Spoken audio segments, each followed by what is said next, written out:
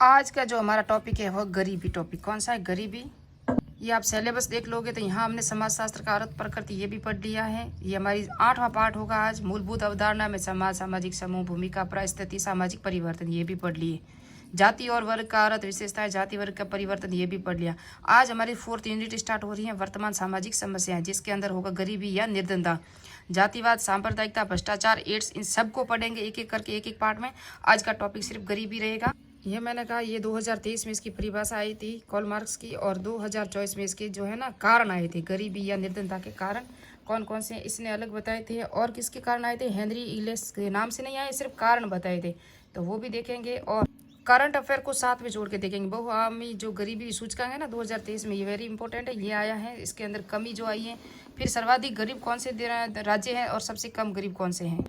Start करते हैं आज का टॉपिक, गरीबी। जिन व्यक्तियों की बुनियादी आवश्यकताएं पूर्ण नहीं होती वो उसे गरीब कहते हैं। उनकी इस स्थिति को गरीबी या निर्धनता कहते हैं। गरीबी के निर्धारण के लिए गरीबी रेखा के मापदंड को स्वीकार किया गया, जो कि गरीबी तथा गैर गरीब के मध्य विभाजन का कार्य करती हैं। उसके बाद हम देखेंगे सर्वप्रथम गरीबी रेखा 1945 में लॉर्ड बायर्ड द्वारा प्रस्तुत किया गया। कब किया गया? 1945 द्वारा, जिन्होंने 2300 कैलोरी प्रति व्यक्ति प्रतिदिन को गरीबी रेखा घोषित किया था।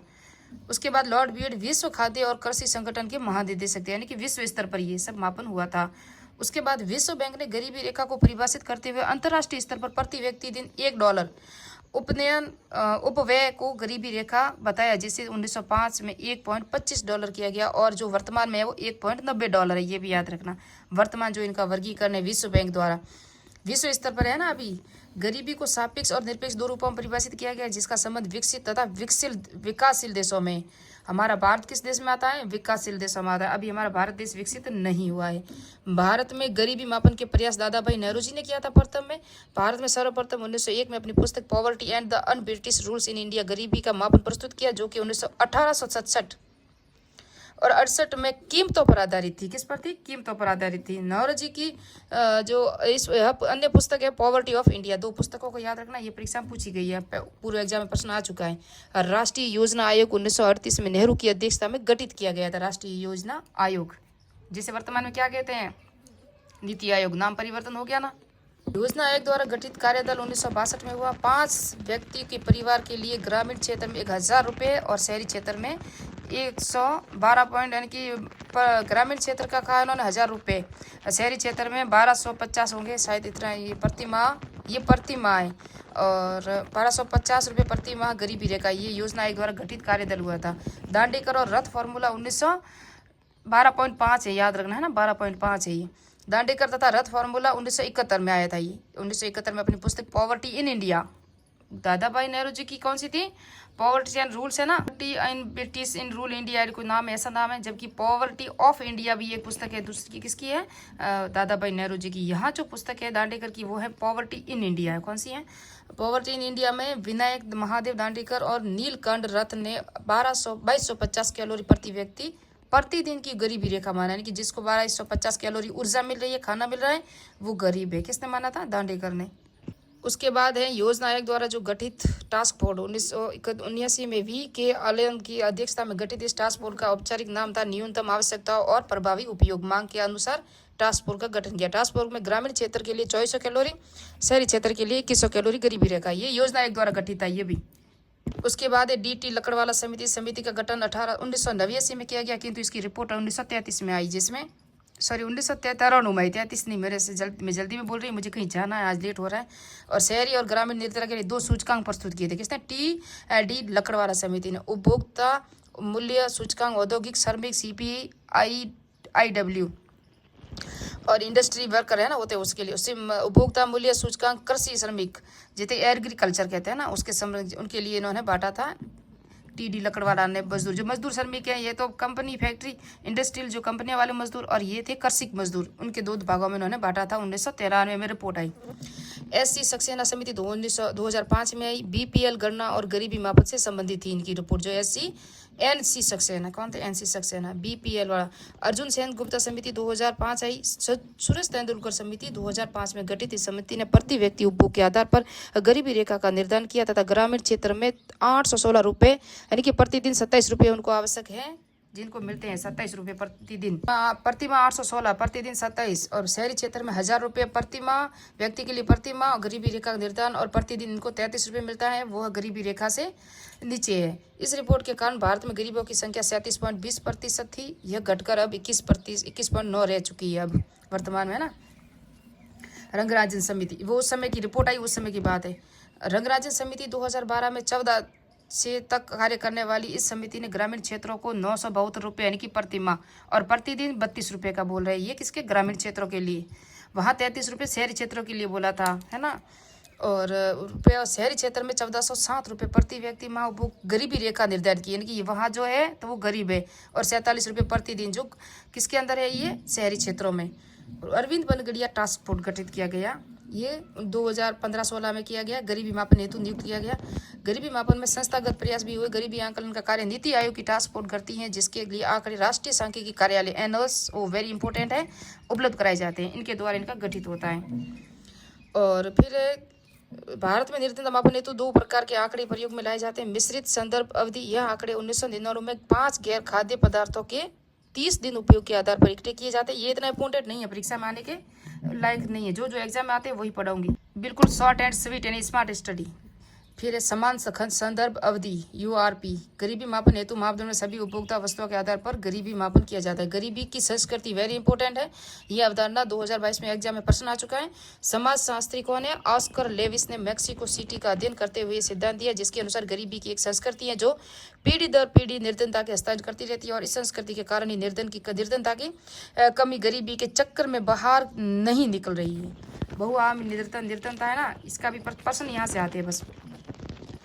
वर्तमान में विश्व स्तर पर निर्धनता मापन के लिए 3 नवीन सूचकांक का प्रयोग किया जा रहा है, जिसके 3 आयाम हैं, और प्रत्येक वर्ष जुलाई माह में ये जारी किए जाते हैं, ये भी याद रखना। और एनएसओ राष्ट्रीय सांख्यिकी संग्रहालय द्वारा, आर्थिक एवं सांख्यिकी संग्रहालय, स्वास्थ्य, शिक्षा और जीवन पर्याप्त, इन तीनों को ऑप्शन में दिया जाएगा, चौथा कोई दूसरा ऑप्शन में दिया जाएगा। प्रश्न यहीं से आते हैं। और इसके भारत में इसके गरीबी सूचकांक के जो अंकांक है वो 12 हैं, और विश्व स्तर पर है 10 हैं, ये भी याद रखना। रंगराजन समिति, तेंदुलकर समिति, दादा भाई की बुक्स, और इसके कारण वगैरह में पढ़ो तो पहले कारण। गरीबी के कारण 2023 में ये परिभाषा आई थी कि गरीबी का प्रमुख कारण पूंजीपतियों द्वारा किए जाने का शोषण है, ये कार्ल मार्क्स ने दी थी, और इसकी परिभाषा आई थी। हेनरी इंग्लिश ने गरीबी के 3 कारण बताए: व्यक्ति, सामाजिक संरचना, निर्धनता, संस्कृति और उपसंस्कृति। किसने बताई थी? हेनरी इलेस ने बताई थी। बीएन गांगुली ने अपनी पुस्तक the challenge of poverty in India में गरीबी के निम्न कारण बताए: विदेशी शासन, जनसंख्या, पूंजी का अभाव, निरक्षरता, आर्थिक प्रेरणा का अभाव, महत्वाकांक्षा का अभाव, कमजोर स्वास्थ्य, वर्ग समाज का शोषण, सामाजिक आर्थिक गतिशीलता का अभाव, ईमानदारी, प्रशिक्षण की कमी, परंपरागत सामाजिक व्यवस्था और कृषि में शोषण। ये याद रख लेना, प्रश्न यहीं से आता है बस। और ये गिलिन के अनुसार थे व्यक्तिगत कारण और सामाजिक कारण, आर्थिक कारण, सांस्कृतिक कारण, राजनीतिक। गरीबी के सामान्य वो तो प्रतिभा में सापेक्ष और निरपेक्ष, ये मैंने बता दिया। सापेक्ष वो होती हैं जिस देश में जनसंख्या, संपत्ति, उपभोग, आय के स्तर पर उसके वर्गों का बांटा जाता है, और उसका भारत में इसमें उपयोग नहीं लिया जाता। सापेक्ष है वो विदेशी बड़े बड़े शहरों में या विकसित देशों में किया जाता है। निरपेक्ष है जो व्यक्तिगत स्तर पर होता है, इसमें गरीबी के मापन के लिए एक न्यूनतम उपयोग स्तर माना जाता है, इसी गरीबी रेखा कहा जाता है। इस विधि को हेड काउंट रेशियो भी कहा जाता है। निर्धनता के प्रकार भी देख लेते हैं। विद्वानों का नाम है विकर ने अल्पकालीन और दीर्घकालीन निर्धनता के प्रकार बताए। राउटरी ने बताए प्राथमिक और दैतिक निर्धनता, और डाकोस्टा ने अत्यधिक अभाव निर्धनता, और शेपर्ड और वॉस ने पूर्ण निर्धनता और सापेक्ष निर्धनता, ये इन्होंने प्रकार बताए थे निर्धनता के। आजकल प्रश्न करंट अफेयर से जुड़कर आता है। तो राष्ट्रीय बहुआयामी गरीबी सूचकांक 2023 नीति आयोग द्वारा जारी होता है। नवीनतम रिपोर्ट आई थी 2019 के आधार पर तैयार की गई, ये उसके बाद अभी रिपोर्ट नहीं आई। MPI यानी कि राष्ट्रीय बहुआयामी गरीबी सूचकांक, उसका पूरा नाम है, 2021 में जारी हुआ।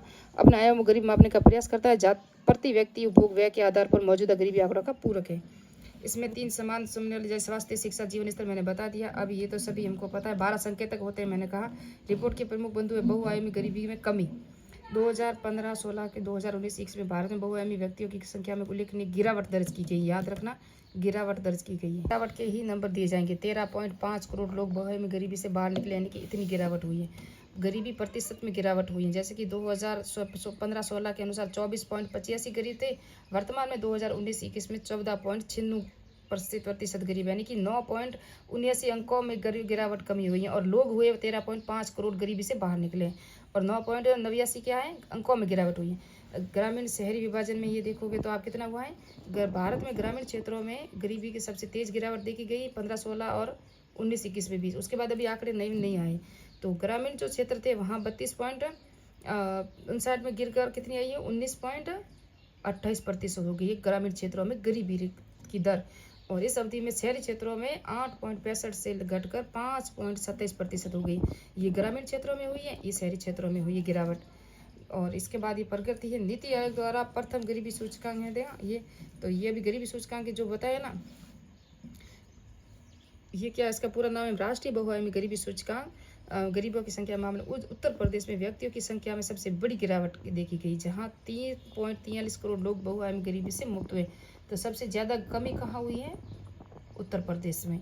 नीति आयोग का प्रथम गरीबी सूचकांक ये देख सकते, बिहार सबसे ज़्यादा वर्तमान में भी गरीबी है 51.91%, झारखंड 42.16% पर गरीब दूसरे स्थान पर, तीसरे स्थान पर उत्तर प्रदेश 37.89, मध्य प्रदेश 36.65 स्थान पर। सबसे कम गरीबी रेखा केरल में 0.71%, पुडुचेरी में 1.72%, लक्षद्वीप और गोवा, और लास्ट में सिक्किम 5वें नंबर पर। याद रखना ये सबसे कम गरीब है, सबसे ज़्यादा गरीबों का ही पूछा जाता है या इनका प्रतिशत पूछा जाता है।